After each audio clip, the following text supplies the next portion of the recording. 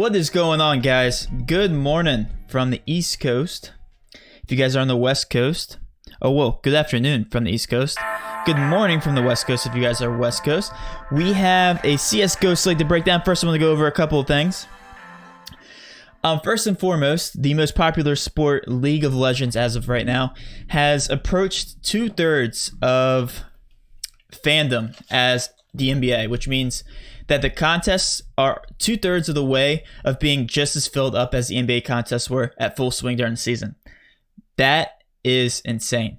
And I'm happy to be one of the only people covering this. So if you guys haven't already hit that subscribe button, please do so. I know this is an open live stream for a lot of you. This is not a Patreon only live stream. So again, if you guys are completely new, I would appreciate if you guys support the channel by hitting the like button, hitting the subscription button. If you haven't signed up for Patreon, I have all my custom projections there. This is my first official CSGO live stream. So there's just been questions all over the place with CSGO. It is extremely different from League of Legends. It's both different on DRAFTKINGS and it's both different on FanDuel. Okay, so I'm going to be focusing on that today. Hold on one second. Got to get out of my video editor. It's slowing down the stream. What's going on, guys? What is going on? So yeah, I want to talk about CSGO. Because obviously we have not covered this. This is the very first time. Again, it's extremely different as far as the strategy from DraftKings to FanDuel. So with CSGO, let's just start from the very basics. There's two teams. There's can be a potential of like 35 rounds if they go to overtime, but it's a best of 30. Okay, so the rounds are split beats. It's like search and destroy if you've ever played Call of Duty. One team tries to go and plant the bomb while the other team tries to defuse it and defend the bomb. It's terrorists and counter-terrorists, and those are the two teams. Okay, and the stream did not die. Just please refresh the page. I'll wait for you guys to keep getting in here. Just refresh the page.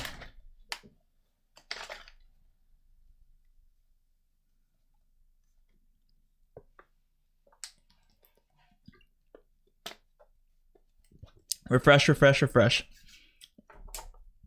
My mod is used to this. Adam, you are used to this. Just hit the refresh button. You know, you should start out, Adam, by having just a community message saying, hey, when this goes down, just hit the refresh button. At least I need to have that across my screen. Hit the refresh button. It only happens once. It's the weirdest thing. It only happens to me too.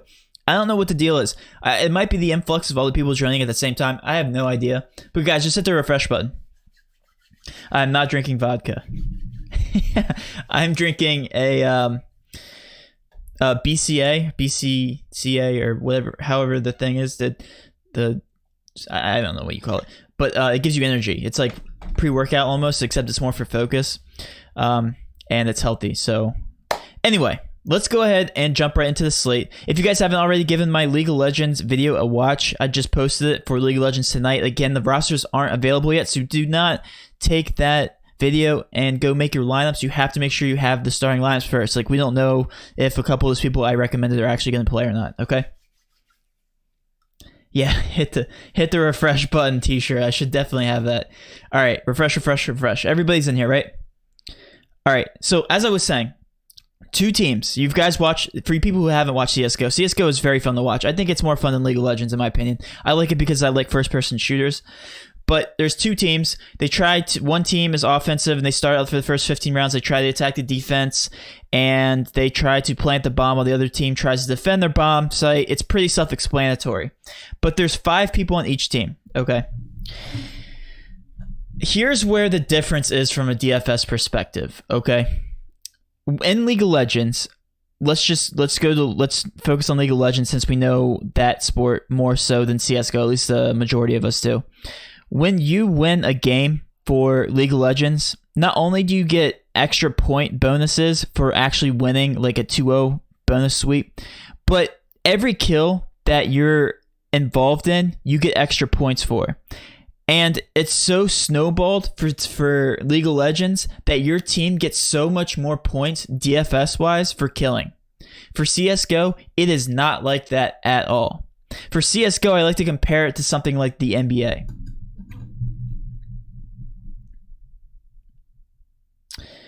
Yes, I can actually. I just saw a question real quick. Yeah, BCAA. That's right. You got it, Brian. A question for our logo. I'll post it to Twitter after this if you guys want to copy and paste the logo. I like to compare CSGO to NBA because the NBA is like this. You have players. You have 5 players on your starting roster. Let's just hypothetically say there's only 5 players from a team and only 5 players from the opposing team. But in the NBA, you have your LeBron Jameses, but you also have your Danny Greens. Your Danny Greens can do very well, right? And they can hit value, but it's probably going to be your LeBron James that are going to do well for that team.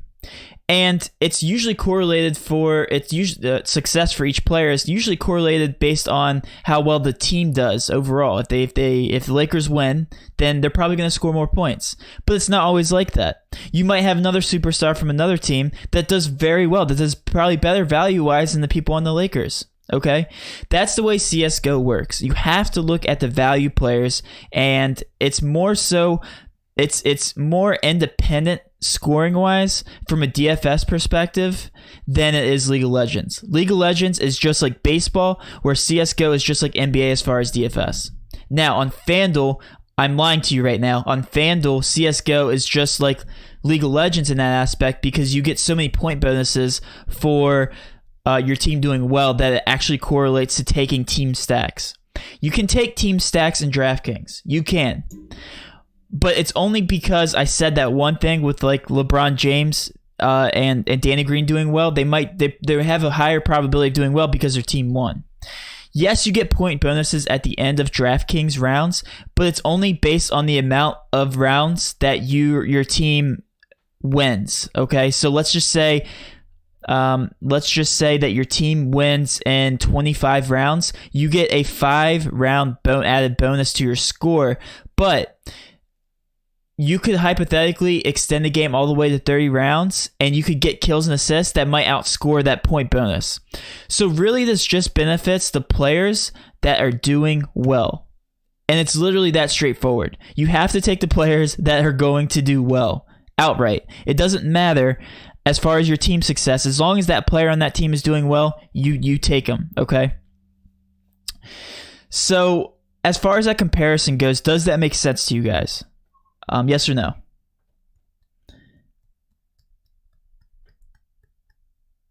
Danny Green is garbage now. He was one of my favorites on the Spurs. Yes, he was one of my favorites on the Spurs too because I am a Spurs fan.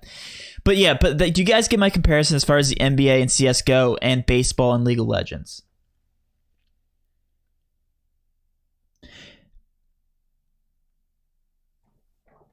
And yes, that is so.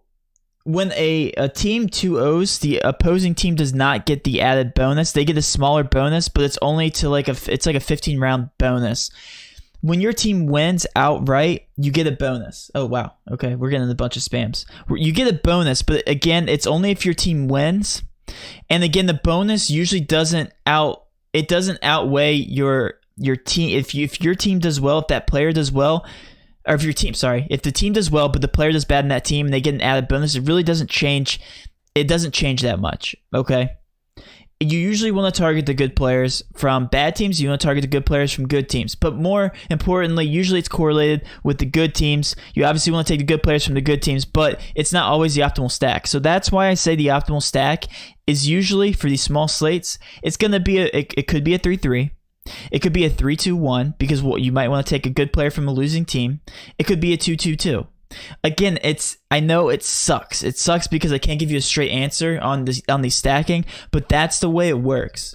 It's really, really random. It is. It's just a random thing to kind of observe from a data perspective, and that's why not all my plays always hit. Just like the NBA, I can give you all these value plays, but are they actually going to go out and perform well? I gave you the best chances, but not necessarily. It doesn't always happen that way. So, now that you guys understand that, make sure to let everybody know these games last 82 hours each. They do last a very long time. All right. Let's go ahead and look at the odds. So with all that being known, and now that we have a kind of a basis on how this works, Gen G is playing Havu Gaming. Havu game, yeah. I mean, and then we just got, what about a 2-2-1-1? I mean, that could be viable too. Again, it's more about taking the players that have the best odds to do well, regardless of how the outcome of the game goes, okay? So Genji, Havu Gaming, I on my GPP cheat sheet, Genji looks very undervalued. So if they can get the upset today, I can tell you right now, these Genji guys are going to be in the optimal build. Even if they lose 2-1, they have a good chance to be in the optimal build. Havu Gaming, not so much. They are slightly favored, so they will carry heavier ownership. So I do like Genji as a pivot for GPPs. I just do. I like Genji and Cash as well, just because they're so undervalued. I won't give away some of my favorite picks. I'm going to switch over to the custom projections for Roto Grinders that Roto Grinders has, so that we have a better idea of which players stand out the most. With Orglis and Cloud9 minus 240 has the best odds to win, but still we know that 240 really isn't that big of a favorite. So I like Cloud9 for cash. Orglis, a GPP obviously pivot if you want to take any Orglis players. Again, it's a huge GPP shot. But again, this is going to be the same strategy-wise as far as any other sport out there. For these smaller GPPs, you want to target the cash players, and then you want to also put in a stack build, or a lower-owned stack build, okay? So you want your Cloud9s matched with Genjis. You want your Cloud9s matched with Havu Gaming players, okay, for GPPs. Or your Orglis matched with Genjis. You want a little bit of everything, okay, for GPPs. But for cash, you usually want to stick with your Cloud9. My recommendation is Cloud9, Havu, and then mix with a little bit of Genji, just because I think they're so undervalued. So that's the kind of way this is going to look today. And then these games, there's only 2 games. Usually it's more exciting because there's 4 games. But since there's only 2, it's pretty straightforward as far as cash, Cloud9, and one of these other 2 games, or 2 teams. Who should we target for captain in general? You generally want to target a high-owned guy for cash that has a lot of upside. I can tell you right now. Let's go ahead and switch over. So if we look at Cloud9, because that's where we want to start for cash, let's look at the most expensive guy on the roster. I can tell you right now, Modem's going to be very high-owned. Do I think he's good value-wise? Not necessarily. I like OC. I like Sonic. I like Floppy for value because even Roto Grinders projections match up with mine. And JT I didn't recommend. OC is actually one of their best players, but he's slightly cheaper. So OC is going to be highly owned. Same thing with Sonic. Sonic is a discount, but he's still at 57.2 points. I think if you, and this is funny because these are Roto Grinders projections. So Sonic happens to be their favorite play as well. So Sonic is going to be heavily owned. Might even make it into your captain spot. As we go over to Genji, one of my favorite teams to target, just in general. It's so funny because Roto Grinders completely agrees with some of my picks here. I think Kusta is off for them. I like Bentet, and I like Automatic. Zor is always there. Zor is a fantastic play. And again, Roto Grinders agrees with that. This is the first time I've actually looked at their projections. Zor, Hoodie. Yep, those are good plays as well. So, for cash, you generally want to stack up to as many as you can for the chalk team that's going to win. So, Sonic, Floppy, OC, Modem, all great plays for cash. Okay? I would probably grab Modem, even though I don't necessarily like him for value, just because he's going to be so heavily owned. The most expensive guy from the most chalk team usually is heavy owned. And then I would grab some of these Havu guys. Zori's good. And then I might even go for 2 of these Genji guys. I like Bentet and Automatic. How risky do we get with GPPs? Again, depending on the contest that you're entering is my answer for that. So again, these smaller GPPs, not too crazy. You want a mix of C9 and a 1-off, or a Genji or a Havu and 1-off, so Org. You can game stack. You can do that, but again, you want to target the best players from those games. So it's very, your percentage chances of picking the best players from that game kind of goes down. You generally want to stack from 2 different games. It's a lot easier to target better performing players if you do it that way. Okay. Dodo or Hoodie? I'm going to say Hoodie. Yep.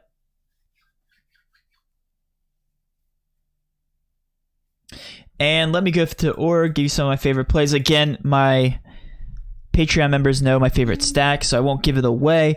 But these are pretty spot on.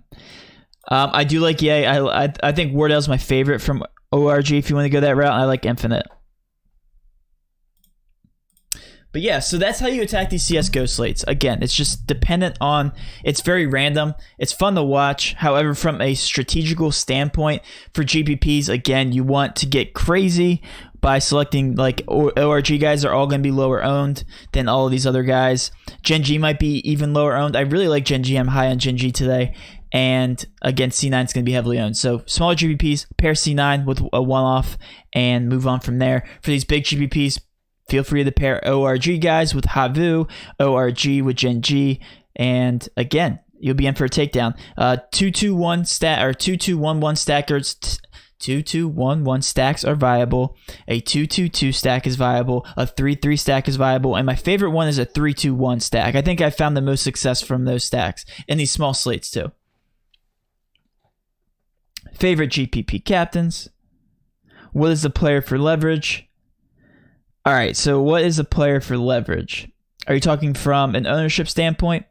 Probably going to be somebody from this ORG game. Again, I really like Wardell. Wardell's a great leverage play. I really like him. He's their best player, in my opinion, at least statistically, for that value. Favorite GPP captain? Again, it depends on what contest you're entering. Let me know what contest you are entering. When looking at the cheat sheet, do you focus more on the projected points or the overall value? Always look at value. Infinite is a beast. Yes, he is. Just arrived. Favorite for cash. Favorite for cash is going to be C9 players. Sonic is going to top the list for me, just value-wise. OC and Modem are going to be heavily owned.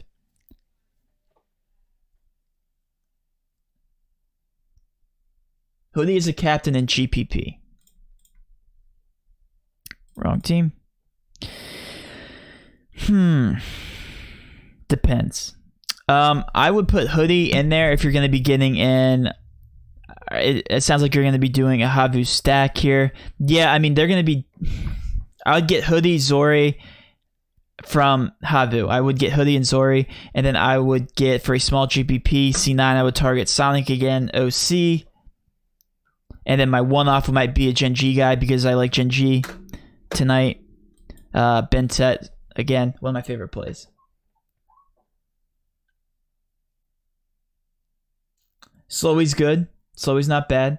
I do like other players on that team better, though.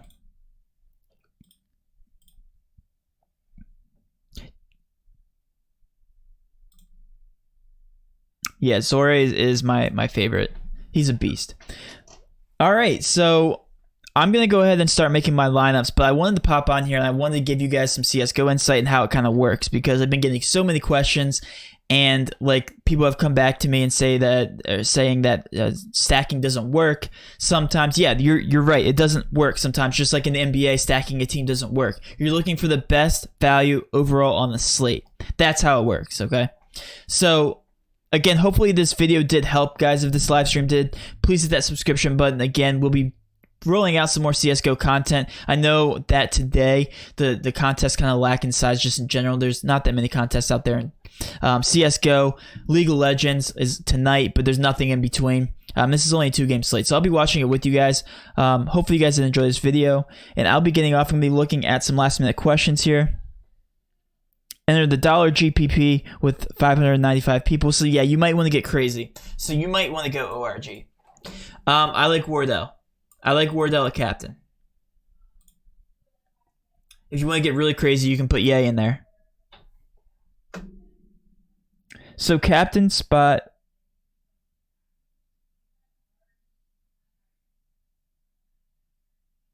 Yeah, 3-1-1-1 got it done. So yeah, but the one thing I want to take away from that comment, Jason, too, is that there was at least some kind of stack going on. So if you want to stack a team, don't feel free to be aggressive on it. A team that wins 2-0 generally has better performing players. So go with a team that you think is going to do well. Obviously, statistically, it should be C9 today. However, Gen G could 2-0, and same thing with Havu. They could 2-0, okay?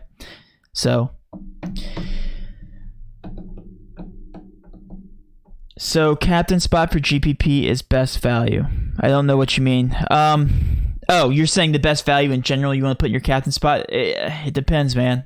It really depends. Again, depends on the contest size. Depends on your strategy attacking the GPP.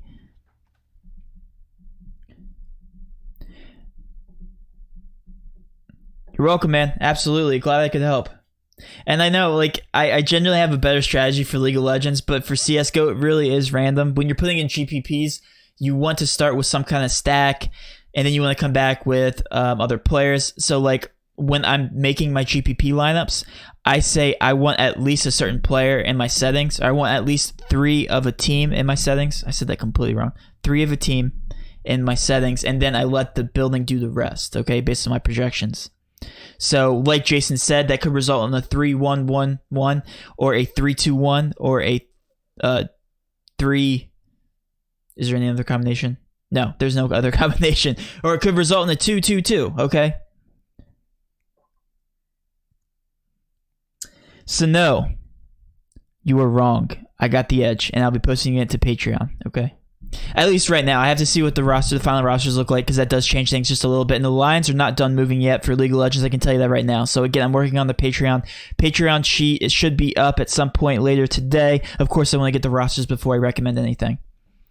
But yeah, I mean, there's a heavy favorite, but JD Gaming does seem a little undervalued just in general. So that's kind of scary from a cash perspective, because they will be very high owned. All right. I'm going to go ahead and get off here in a minute or two, guys. Any last questions?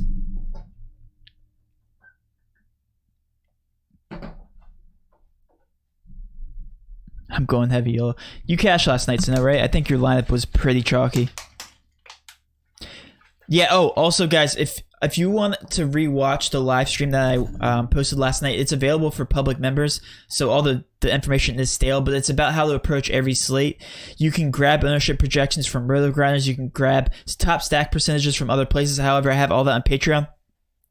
But it kind of lets you in my mindset when I approach League of Legends slates in general. So again, that video was just posted this morning. I made it public. It's called Advanced Stacking for League of Legends, okay?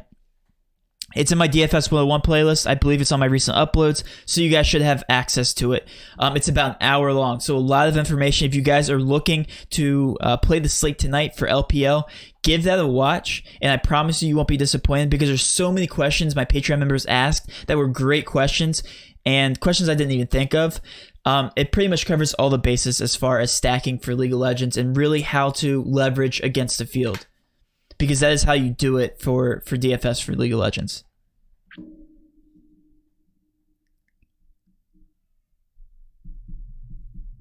Jackie Love didn't do so well, so no. I think Betty did just as well. At least he wasn't the top performing ADC. There's somebody else that did very well.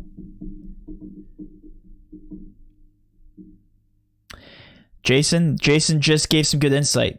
Take Gen G because they are undervalued, and then pick the 3 best KDs. And there he goes. Yep.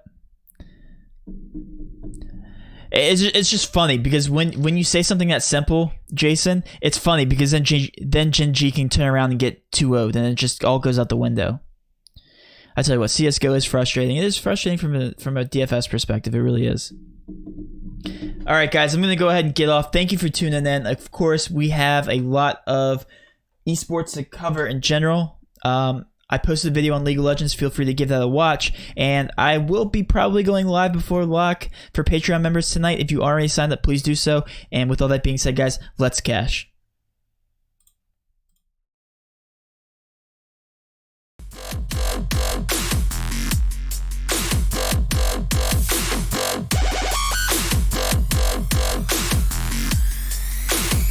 Good day to you, madam.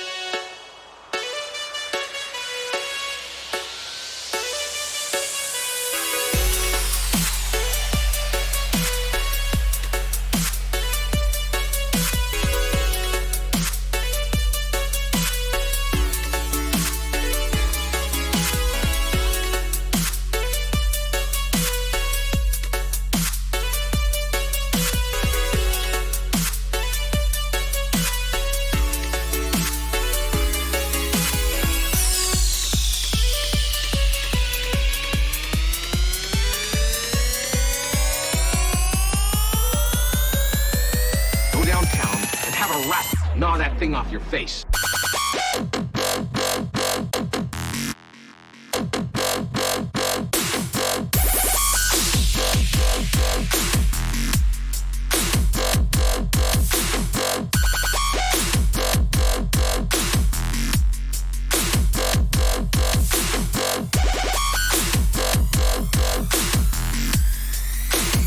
Good day to you, madam.